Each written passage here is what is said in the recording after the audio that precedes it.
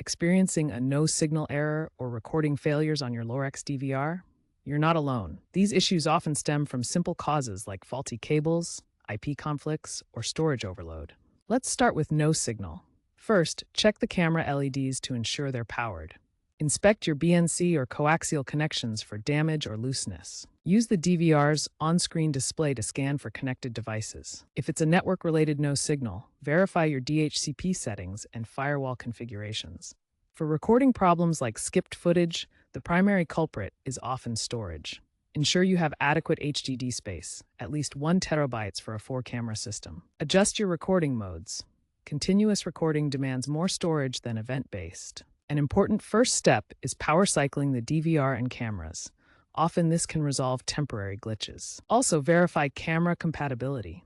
4K cameras will require different configurations. Network issues with your Lorex DVR can prevent remote viewing and app access.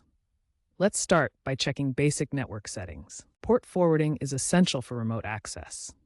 Now let's ensure your DNS settings are correctly configured. Proper DNS settings ensure your DVR can communicate. Next, grant necessary permissions to the Lorex app. App permissions are crucial for functionality. Use Lorex's network utility app for ping tests. Ping tests help identify connection issues.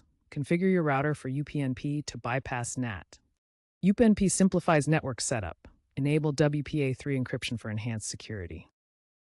WPA3 provides modern security.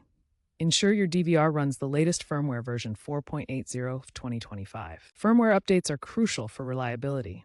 For app issues, consider VPN configurations.